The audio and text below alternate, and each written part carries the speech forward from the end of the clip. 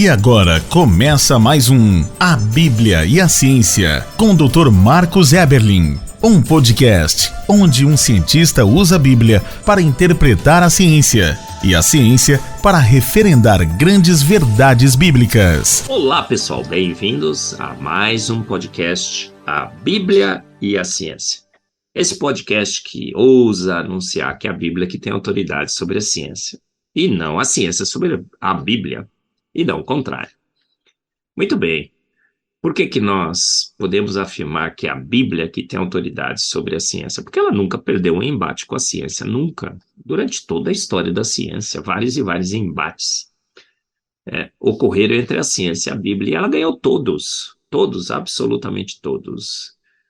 Não há nenhuma evidência científica que refute a palavra de Deus. Ah, Marcos, evoluímos dos chimpanzés. Absolutamente não.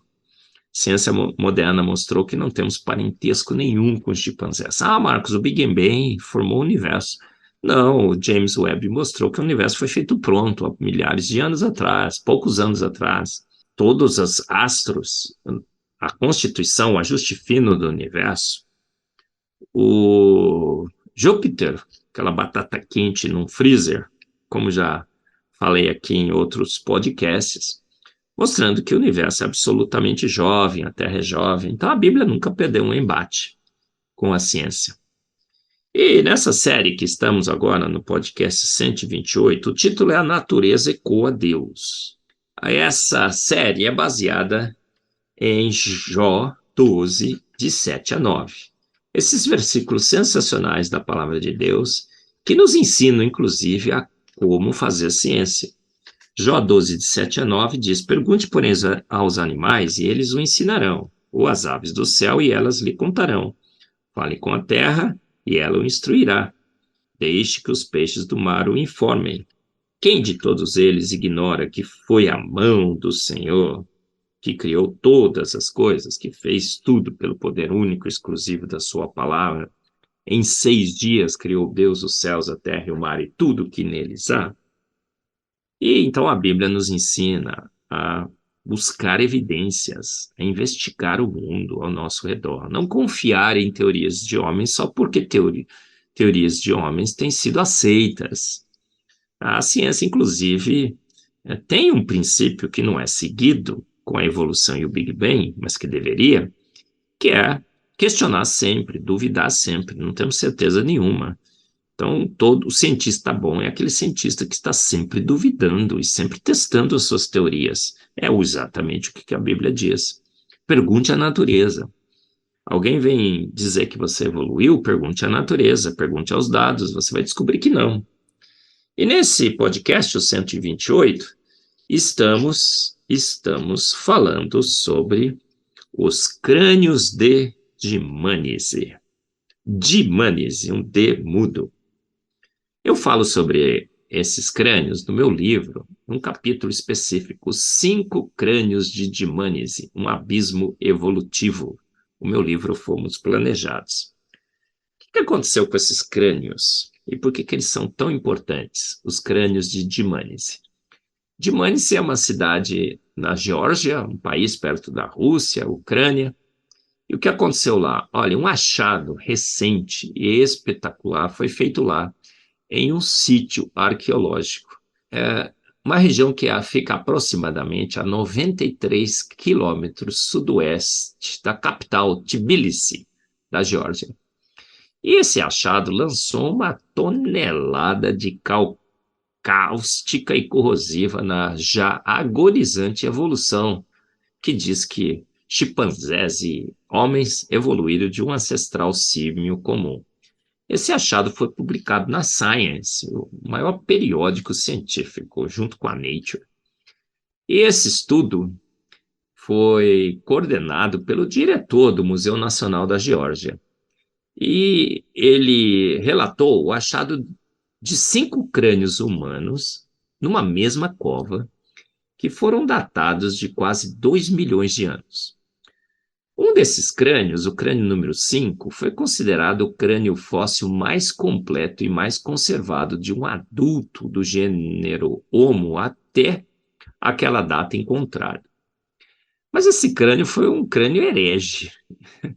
Por quê? Porque ele mostrou uma caixa craniana pequena e um rosto longo, com dentição grande e uma combinação de traços morfológicos que, surpreendentemente para Darwin e todos os darwinistas que creem absolutamente na evolução de um ancestral símio comum em humanos e chimpanzés, para os darwinistas, para os evolucionistas teístas que estão nas nossas igrejas apregoando que Darwin é amigo de Deus, que Deus guiou a evolução, foi surpreendente porque esses traços são comuns aos humanos modernos. Então, essa constatação abalou profundamente as classificações clássicas de diferentes hominídeos por aspectos morfológicos, que eles acham que são indicadores seguros de homens primitivos da evolução. Os 5 crânios de Dimanes foram encontrados quase completos e apenas um deles faltava um maxilar inferior. Eles estavam juntos, perto de algumas ferramentas de pedra, ossos fossilizados de animais, e o que fez do achado único em pesquisas paleontológicas, caracterizando vestígios inéditos deixados por um grupo de 5 humanos, e que esse grupo teria então vivido no mesmo sítio e no mesmo tempo há 2 milhões de anos, supostos 2 milhões de anos. Olha, um desses crânios, o crânio número 5, ele foi absolutamente surpreendente porque a parte de baixo do maxilar era característico do Homo rudolfensis, aquele suposto hominídeo na evolução, chimpanzés, homens a partir de um ancestral símio comum. A face era bem longa e era similar ao mais recente Homo erectus. E o cérebro era pequeno, similar ao Homo habilis. Pensa, no mesmo crânio, características de 3 hominídeos diferentes que deveriam ter vivido em milhões de anos de separação na Terra. Absolutamente improvável. Esse crânio derrubou qualquer possibilidade de que essas classificações de hominídeos, baseado em aspectos particulares da morfologia de crânios, que possa ser confiável. Olha, note a ironia. Caso tivessem sido encontrados separadamente esses 5 crânios, eles seriam certamente classificados como diferentes hominídeos. Um seria Homo habilis, outro Homo erectus, outro Homo rudolfensis, Homo tabajarus, né, como eu brinco. Não, mas eles estavam todos na mesma cova. Então, a conclusão do estudo foi sensacional. Sabe qual foi a conclusão? Eles concluíram que a variabilidade, então, dos crânios humanos sempre foi muito, muito grande. Hoje, há 2 milhões de anos atrás. O estudo, então, deixou claro que essas variações de crânios que são vistas como indicações de diferentes hominídeos, na realidade acontece desde que homens habitam a Terra. Há poucos anos atrás, milhares, não milhões. Então eu brinco, né? Se você pegar toda uma sala de aula, ou uma igreja toda, um congresso, e fossilizar todo mundo, lá você vai encontrar crânios que se encaixam nas descrições dos diferentes hominídeos.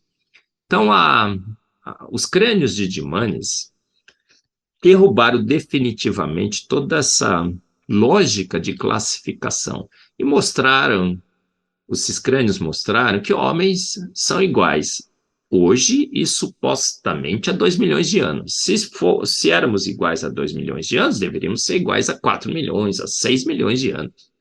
Esses milhões de anos nunca existiram, a gente já comentou sobre isso aqui. Então, o uniformitarismo também deveria ser aplicado a esses crânios. Ou seja, o que os crânios de Dimanes mostraram? Homens sempre foram homens e chimpanzés sempre foram chimpanzés e habitaram juntos a Terra. Chita sempre foi Chita, Tarzan sempre foi Tarzan e Jane sempre foi Jane, como eu comento no meu livro fomos planejados aqui na Terra. Não há dúvida nenhuma. Então, de fato, mais uma vez, a Bíblia tem razão. Pergunte aos crânios de Dimânese, e quem desses 5 crânios ignorará que foi a mão do Senhor que fez todos eles, que constituiu o homem, que constituiu o chimpanzé?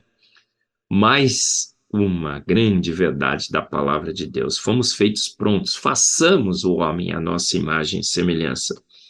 E os registros fósseis, os crânios de Dimânese, ecoam Deus. Mais uma vez, a Bíblia ganhou um grande embate. Você ouviu mais um A Bíblia e a Ciência, com o Dr. Marcos Eberlin, um podcast onde a Bíblia e a ciência, bem interpretados, concordam plenamente. Conheça mais acessando agora o Instagram do Dr. Marcos Eberlin, instagram.com/Marcos Eberlin, e a Coval Press, www.covalpress.com. Se você deseja ouvir os demais episódios, acesse agora a nossa plataforma www.rede316.com.br e conheça mais.